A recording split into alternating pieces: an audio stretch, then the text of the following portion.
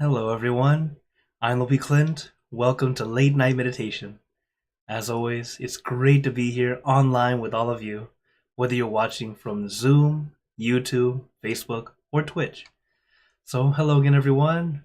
Hello, Dad. Hi, Eric. Hi, iPhone. Hello, Vivi and Kanoon here on Zoom. Also, oops, hello, Julie and Hakuzo on YouTube, and everyone watching on Facebook and Twitch. Of course, if you're watching on Facebook, I am streaming to several places at once. So if you don't see my face in the top corner, very likely I can't see your comment right now. But I'll always go back and reply, as many of you know. Hello, Sue, and hello, EXO. Thanks for saying hi on YouTube. And a bunch of hearts. Thank you, everyone. So, it's always great to be back and get to meditate together. And I got the stream starting at the right time. Last time we had a little bit of technical difficulties.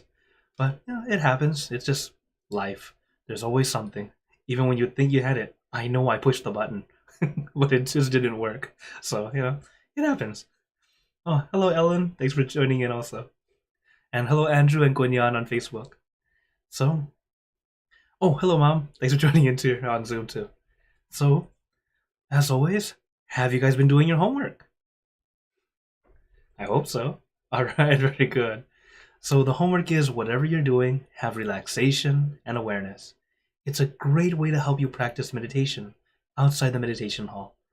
As I know, at least everyone that I've named so far is someone I've recognized or know we've been enjoying for quite a while already. I'm glad you guys continue to practice. It's something that's very beneficial to you. Okay, don't do it for me, but if you do it for me, that's nice too. But really, it's really for you. Because when you start to practice, you gain the benefits. You're able to find your calm, your peace in your daily life. And that's what we all want to do. Practice to get that peace. Okay, so as today is our Wisdom Wednesday, so after our session, we'll have a little wisdom talk. For today, today's a little bit about balance of what we should or shouldn't do. But it's a good one to talk about. But for now, let's get ready for some meditation. So, as always, let's get into our perfect position, as I like to call it, because it's perfect for you. And when you're ready, gently close your eyes. Take in a deep breath. Breathe in the cool, calm, relaxing air. And breathe out all your worries, thoughts, and responsibilities. Just let it all go. Forget about it for the time that we are meditating. Just breathe in, breathe out. Let each breath of fresh air help you become more relaxed, more comfortable. As we know, relaxation is a very important first step, allowing our body to feel at ease, comfortable.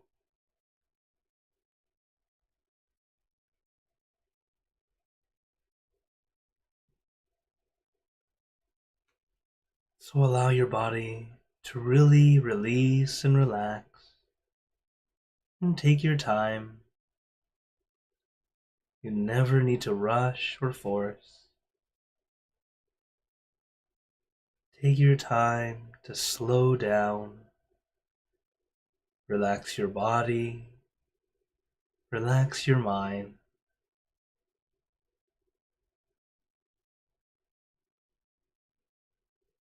As we know, meditation is a mini vacation. It should never feel like work. So as we practice, if you start to tense up, feel discomfort, Make adjustments. It's okay. You don't have to be perfect. Just allow yourself to adjust until you feel perfect. That way,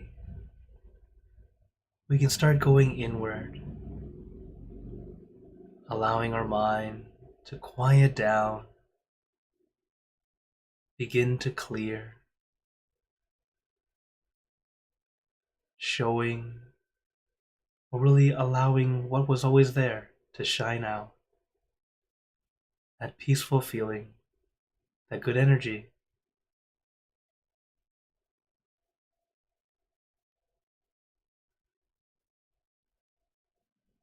Remember, to gain the benefits of meditation, we must do it correctly. So don't try to rush, don't try to force. Many times we can't help it. We end up trying to rush and force. And this is why I like to remind you all, at the same time reminding myself, we're all working on it. To slow down, find that calm and peace within.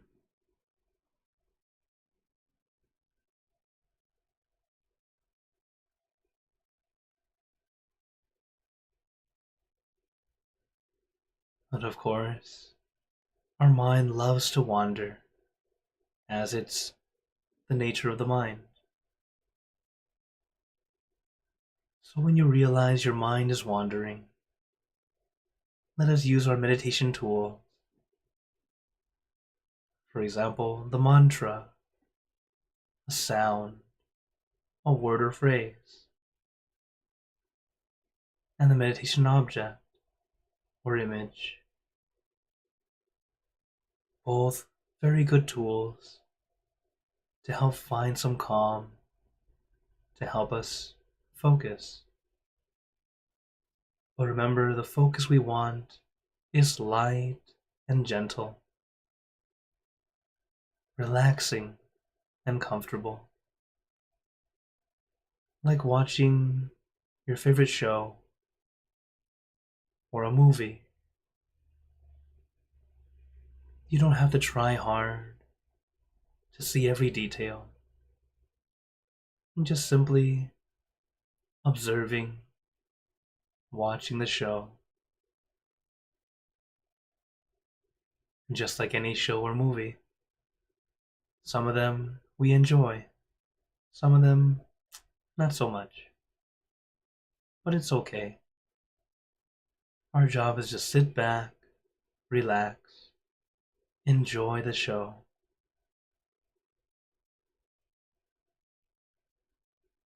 And just let your mind slow down.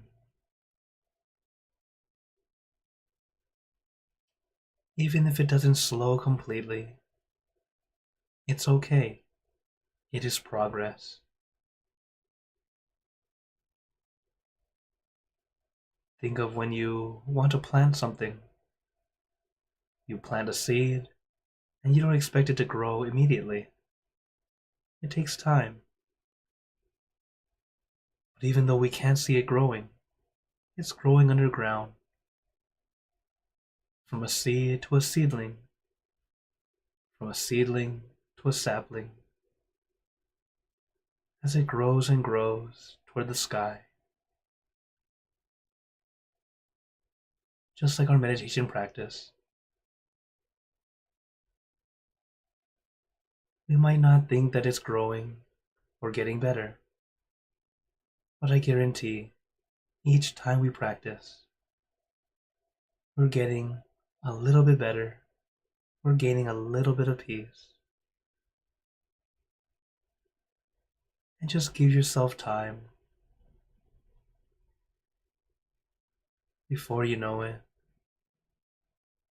the peace will shine out of you.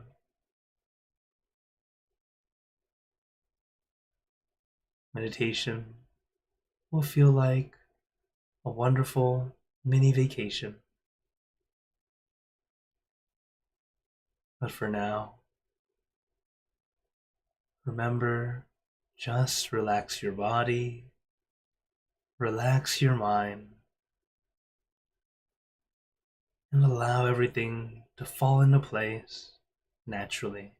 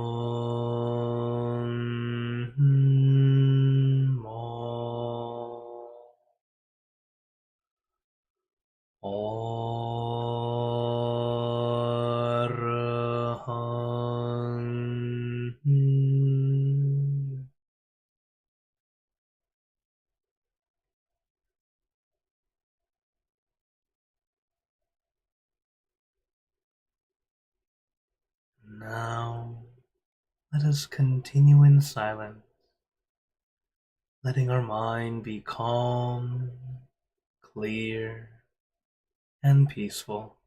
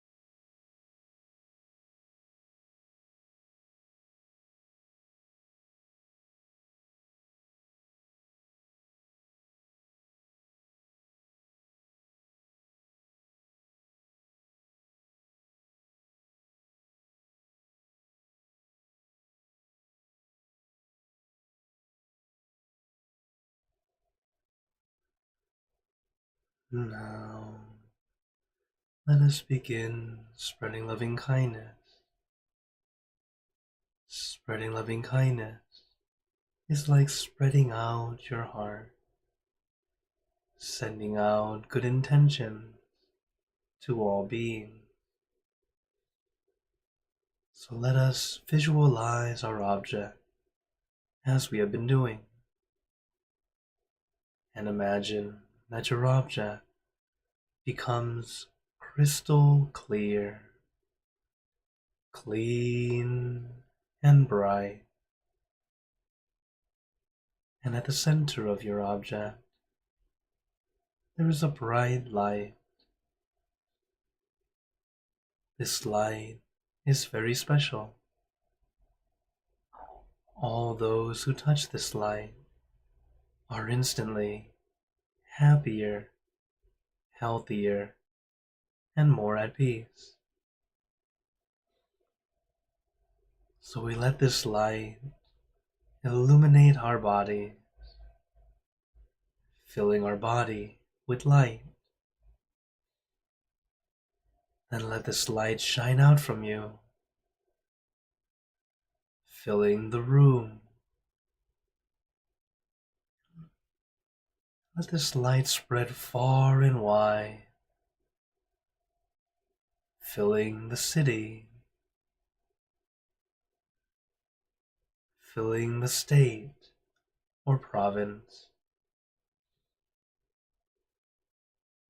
filling the country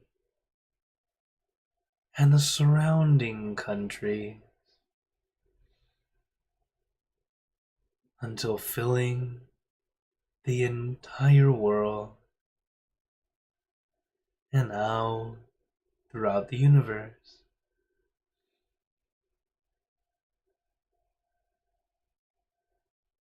Thinking of our loved ones, our family, our friends, our close and distant relatives, our co-workers, acquaintances,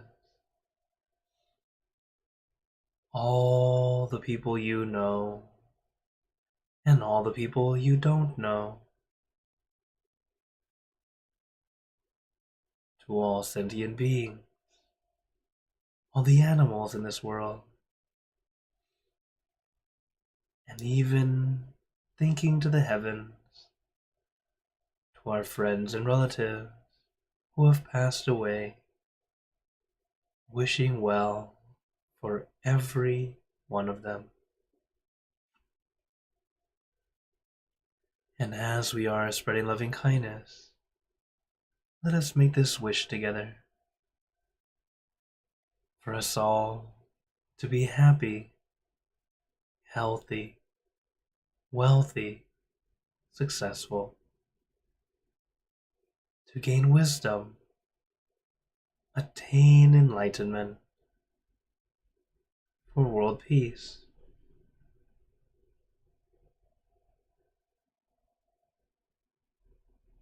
Let us take a moment to make our own good wishes.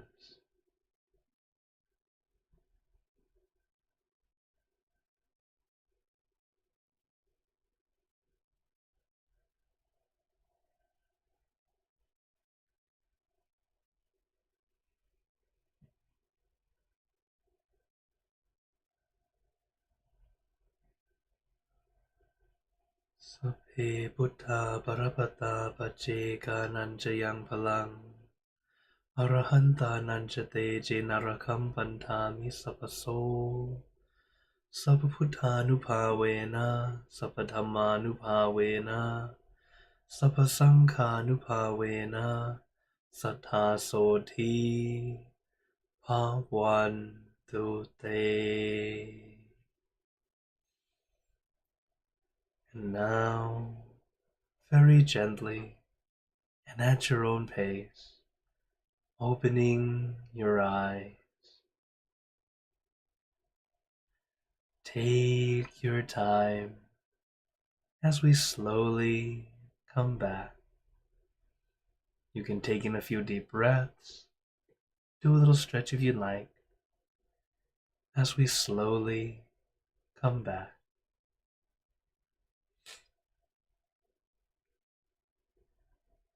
How is everyone feeling? As always, take a moment to notice how you feel now that we finished the session. Of course, some days it feels great, sometimes it feels almost good. There are no bad sessions. Each time we practice, we're always learning a little something new, something to help us move forward, or to understand what's holding us back. And of course, if you ever had a point where you're not quite sure, always welcome to ask. I'm very glad to share with you all whatever I know. So, for today, as I mentioned earlier, the wisdom talk for today is something a bit of a finding balance, especially with the question of, like, what is more important? What's the question? What's more important? As in what? What am I talking about? Pretty much being selfish, or is it self-care? Pretty much taking care of yourself. Is it just selfishness, or is it actually self-care? Where's that line? Or even, have I been helping enough? For example, let's say you're volunteering and you feel that you want to help, but then, am I doing too much? Am I doing too little? Where's the line? Where do I find that spot? So, to help with that, I wanted to share a story of something from Buddhism. And the Buddha explained this. He was explaining this to Rahula. Rahula is Siddhartha's son. So the Buddha, before he was a Buddha, he had a son, and his name was Rahula. And Rahula eventually became the first novice monk. So first kid monk. And being a kid monk, he felt like it was his duty to take care of the other monks, which is a good thing to do. But if he's just the one kid who's taking care of every monk, that's kind of a lot, right? So he felt kind of frustrated. How should I go about this? So he came to talk to the Buddha. He said, how can I find a balance of this? Where should I stop? Is it right for me to just not do anything? Is it right to help everyone all the time? So the Buddha, realizing that, well, Rahula at the time was only 8 years old, so he explained it very, very simple, simply using the words, hot and cool. So for our little thing, I'll use these emojis for hot and cool. So suppose we're talking about whether it be you and them, okay? So if it's hot for you and it's hot for them, don't do it. Okay? Sounds simple so far? It says, if it's hot for you, but it's cool for them, still, don't do. If it's cool for you, but it's hot for them, don't do. Only do if it's cool for you and it's cool for them. That's the only time to do it. It's a good way to practice, realizing, as you can see, hot and cool is pretty much how is your mindset. Do you feel cool and comfortable, or are you feeling hot and uncomfortable? If you know that for yourself, you can definitely see for yourself right away if it's hot or cool. Do you feel okay about doing it? It's already leaning towards something, a good idea. But then you have to see what you do. Is it something that will actually help them, or is it going to make them unhappy or not like it?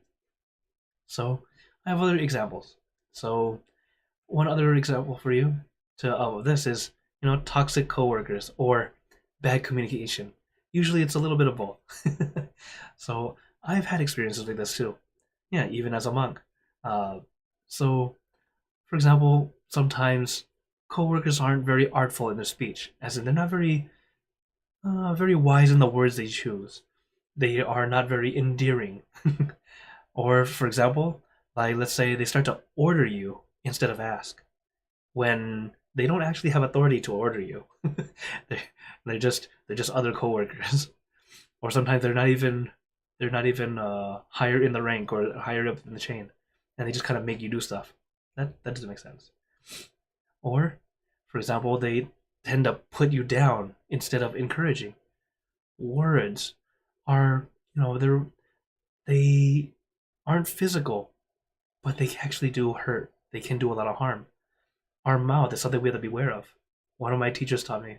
Notice how everything in our body comes in pairs. We have 2 eyes, 2 nostrils, 2 arms, 2 legs, even 2 ears, but we only have 1 mouth. Everything we have has one function, for the most part. Our ears just to listen, our eyes to see, our nose to smell, but our mouth both to eat and also to speak. It's almost like nature saying, beware of your mouth. Everything else has a double. So understanding that our words, it can create wars or it can create peace, up to how we speak.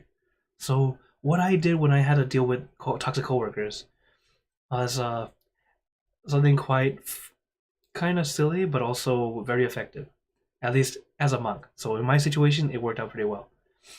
What I would do is ignore or be unavailable. If they would use words that were not very endearing and a bit too pushy, where they shouldn't be doing that, how I was trying to teach them was to simply be still. Similar to how the Buddha had to teach some of the monks back in his time that were just not listening. So what I realized was an easy way to kind of get out of that was be busy. I would tell them that I'm sorry, I'm unavailable. And most of the time, I really was unavailable. Every once in a while, I would become unavailable because of their wording. And it helped them see. At first, they didn't quite get it. They just saw me as a difficult monk, a difficult monk, naughty monk, right? That's me. And but what was interesting is there was another person who everyone knew we had problems. We'd have problems communicating. There'd always be like cats and dogs, okay? Just kind of like a natural problem will always happen. But the person asked for help, and they asked very nicely, very normally. Hey, Longpi, can you help me with this? This thing's heavy, I need help carrying it. No problem. Just got up, helped them right away. It made a lot of the other people who were just like shocked. Wait, what's going on here? Why is he helping? Why is he helping this person? I'm like, for me, I'm happy to help anyone. But if you're the type that's going to order it, that's where I know that's not good for you. It's a very bad habit to have. So I don't allow you to order me around. Even elder monks, as someone had asked before, how do you deal with like elders or something like that if even in the monastic community, if they start to like tell you do this and that if you don't want to? And I go, well, same thing. If they order it and they're not my direct boss, uh, I'll just kind of smile and go, oh, I'm sorry, I'm not quite sure if I can do this. Let me find out, something like that. Uh, if it's like some VIP, I'm still gonna be respectful no matter what, whoever it is, respectful, but I'll find a way to help kind of make it work without needing to have problems. It's a practice of give and take, trying to adjust. But this is just some of the things that I did. So if you are a yes man, I used to be. I've learned to say no. It's a skill. You would think, huh, how is that a skill? It is for if you're a person who tends to be a yes man. You love to say yes. You love to help. Like it's not bad to help, but if you're always helping when you can't do it and it's actually causing you problems, whether it starts to hurt you health wise, help you with your hurt you in the time that you have for yourself, or even hurt you in the sense of you can't do the work that you're supposed to do because you're trying to help them do their thing. This is where it gets, you have to find that balance. So one thing I recommend for all of our yes men, or our yes people, you have to say maybe. Start to say maybe. Or even better, have a calendar. Let me check my schedule. It'll give you some time to check and see, can you do it, so you can think to yourself for a bit. That way you can start to see very, very truthfully, yes, I can help you, or I'm sorry, I'm not sure. Or even ask them, when do you need it? Oh, I need it next week. Okay, I have time. I can do that. I need it today. Let me check. You have to check your schedule, So don't be completely available right away. If you already are, okay then, great. But if you're not all the time, you should take some time to check. Do not just allow them to be using you. So, this is just some of the examples. And if you have to deal with a lot of people like this, it's up to how we associate with them, how much of it. So this is something from another lesson called associating with the wise or the fool. And how my master explains it is that there are these different levels of how close we are, that closeness of our association. So at first you're just meeting up, so you just happen to meet them. That's like the very lowest level. From there you start to get closer. Maybe you start to like each other more. You start to respect each other.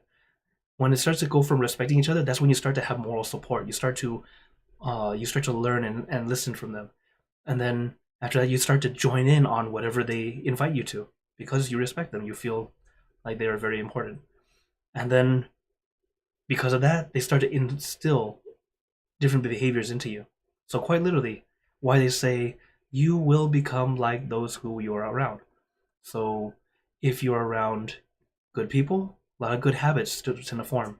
If you're around people who have a lot of bad habits, you'll gain a lot of bad habits. There's a proverb it's an Asian proverb, like if you had banana leaves or just some leaves, and you wrapped it in, and you put like a rotting fish and you wrap the leaves, even if you take the fish out of it, the leaves still smell like the rotting fish. So it's the same thing. Whatever we're around, it tends to leave its mark, especially if you stay with it for a long time. So just a example of one thing is to start to have that psychological distance. You might not be able to be physically away because you might work together or live around each other. So have that psychological distance where it's just simply that top level, meeting up. You happen to see them. Hello, like just a random stranger. That's it. That's the closest. That's as much closest as you need. Okay. Then another wisdom from my master I'd like to share. It kind of goes in the same thing, but this comes from the words in Thai. The Thai wording is right. The wording is ถูกดี ถึงดี and then พอดี okay, so ถูกดี so this is pretty much like whatever you want to do, these are the things you have to have. They have these three levels. One, whatever you're doing ถูกดี meaning you're doing it correctly, so you should know how to do whatever you're trying to do correctly. So today's example is cleaning.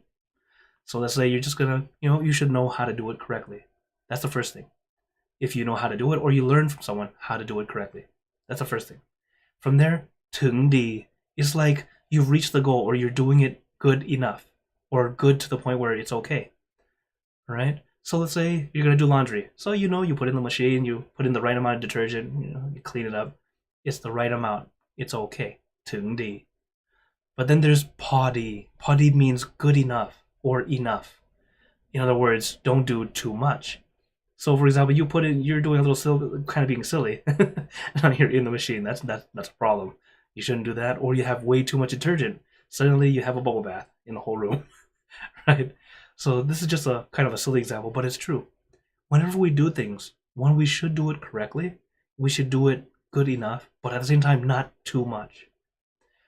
When we even doing goodness, for example, let's say you want to help someone. Oh yeah, even let's say cleaning a wall. Suppose you wanted to clean a wall, help someone with their bathroom wall. Suppose, and it just has some grime. Like it's a new house or a new property to clean up before you guys sell it or something like that. And then you're cleaning it up, but of course, you can use a sponge and some cleaner fluid. That'll be enough. It'll be okay. But then for some reason you feel, well, if I use like a machine to make it faster, it'll be great. The problem is you use a machine, but you have it too strong, and it starts to rip apart the wall. You see, you have good intentions. You're trying to do it faster and better, but then you put too much, and then it causes a problem. It's the same kind of thing. It's always about this balance. That's what we're trying to do, is to find that balance. Because when we have the balance of, just like we talked about earlier, finding that right amount of what you should do, and then at the same time making sure that your mind is still at peace. This is where we can find the balance. So practice. We're not going to be perfect. We're human. I still make mistakes. I'm sure all of you will, even after learning this or even practicing it, you will still make mistakes. But we do our best. Just trying to find our balance, doing our best to find the peace within, peace for yourself, and then peace throughout. So I hope you all. I hope this was a interesting and uh, helpful lesson or helpful talk, really. So I wanted to share this with you all. And now I open the floor to you all if anyone has any questions. Also, let me say hello. Let's see here. So, hello Akshay. Hi Matthew. Thanks for joining in here on Zoom. Also, excuse me. Hello Ringo and Amit on Facebook. And let's see here. Hello Hannah, Pink Ninja. Thanks for joining in. Okay. So, first question here. Hakuzo says, what is the best way to stop focusing on negative and unusual feelings in the body? Okay, so with negativity, it's really practicing how to focus. The thing is, what you focus on matters. I have shared this idea with you before. Think of a fly on a cake. A fly is really small, the cake's huge. So where does everyone focus on? The fly. Suddenly that tiny little fly is like bigger than the cake. It's a big deal. When in reality, that little thing that's annoying, that little fly, is that small, so small. How do we fix it? Do we need to change the cake completely? Not really. You can just get a spoon, just scoop that little spot out, leave that for the fly, and then go on and enjoy the cake with everyone together. And that's the thing, it's just how we focus on. What I recommend is starting to look for the positives, little bits here and there. Like, for example, I used to post pictures of tiny things that people walk past. They have no idea they're there. And they go, wow, that's a beautiful flower. Where did you see that? I'm like, you walk past it every day. They're like, really? It's because it's this small. It's very tiny. But nobody takes the time to look at it. And there can be a lot of beauty in the world, even in places that seem not so beautiful. It's just where we look, it's how we focus or what we look for. When we start to look for something positive, it'll help us stay away from the negative. Of course, looking for the positive doesn't mean the negatives disappear, but it helps us find that boost to lift us up, and then we can deal with whatever we have to deal with. Okay? With unusual feelings in the body, I give the same advice. Sometimes our body may, well, actually, with unusual feelings in the body, I would recommend, if it's to first see what is the root cause, if you can figure that out, and if it's psychological, as in it's in your mind, or is it physical? If it's physical, I would recommend maybe go to the doctor, depending on what it is. Like if it's continuous, that way you can know for sure, and hopefully there's nothing wrong. But if it's more in your mind, then that's where we need to focus back onto our center. And if it's still recurring even after centering, seeing a doctor is not bad either. Remember, while I'm here teaching you meditation, I cannot help you directly, each person, because we're not physically close enough to hang out or be able to know more. But if anything like that, please do consult. It's good to find out for sure. Okay? Thank you very much. Pink Ninja says, brain is still too excitable, not calm mind yet. No problem, it's okay. It'll take some time. You don't have to do it perfectly each time. Also for Wednesdays, I do have a shorter meditation where it's pretty much like Mondays, but a little bit more silence than Monday. Okay. Vivi says, may I share loving kindness with a doctor I find toxic? Yes, you can. Should I wish for a resolution to find a new doctor who supports me with compassion? I have been sharing loving kindness to her for a long time. Okay, so with people that we have to work with or deal with, like for example your doctor, the good thing is there are other doctors. You can find another one if you're allowed to, depending on your insurance plan or where you live, or or availability. But yes, actually a good thing to do is to share loving kindness.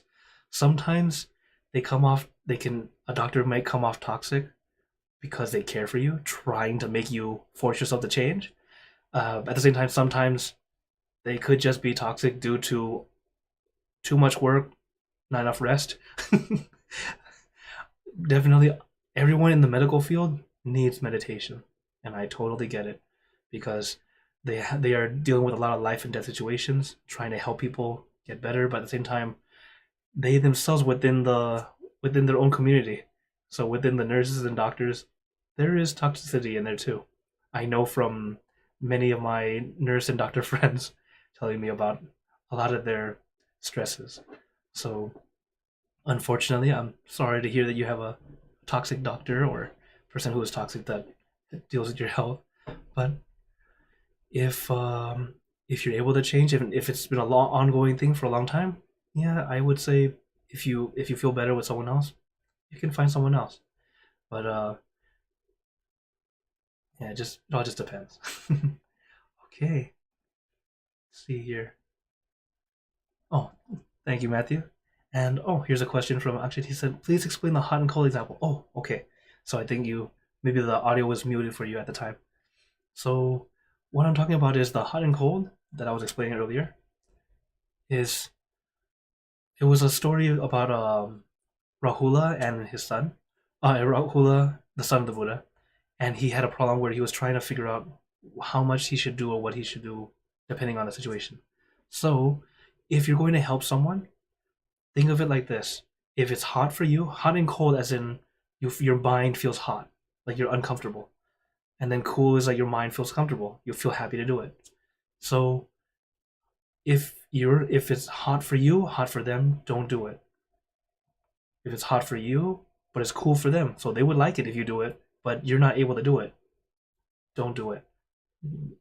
If it's cool for you, but hot for them, meaning you're happy to do it, but they might not want you to do it. That could be a problem. But the best thing is, it's cool for you and cool for them. That's where it all works out just fine. So that's the best way to do it. That's what the Buddha explained for Rahula, the kid monk, to understand where he should be at. So instead of just simply doing it and doing and doing it, where he's starting to stress out, no good. Or he's just doing and doing and doing where other people stress out, not good either.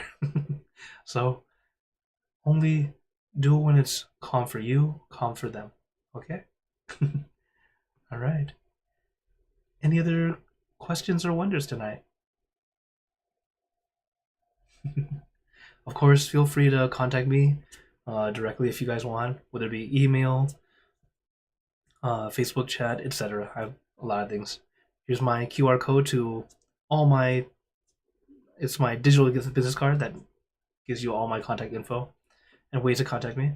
Also, if you happen to be here in Milton, Ontario, or here in Canada, on the Toronto side, so in Ontario, we are opening our center for class. So this Saturday will be our housewarming party. So we'll have like a lot of Thai food, enjoy food together, as well as get to hang out. And then I'll have a short meditation session for all of our neighbors and those who are around. And also, we're opening our class 5 to 6 o'clock, just like our usual Saturday class. So it'll be a hybrid class, both online and in person. So that'll be our first class ever in person finally, because now we have a space of our own, and people can park here where it does not bother the neighbors. So we're glad that we can finally start that up. And of course, if you ever just want to hang out, feel free to come by. Always glad to see you all and get to be connected with you all. So there are no other questions or wonders. No problem. I'd like to give you all a blessing before we go. May you all be blessed with happiness, good health, wealth, success in your lives. May you be surrounded by good friends who will always guide you into light, in times of darkness and in times of need. And when you close your eyes to meditate, may you attain inner peace easily and quickly in every lifetime. So thank you again, everyone. Have a wonderful day or night, wherever you're watching from. And remember, a smile a day keeps the stress away. So everyone, keep smiling, and let's brighten up the world together. So for everyone on YouTube, Facebook, and Twitch, see you guys next time. For those on Zoom, feel free to stay longer if you'd like to chat. Take care, everyone.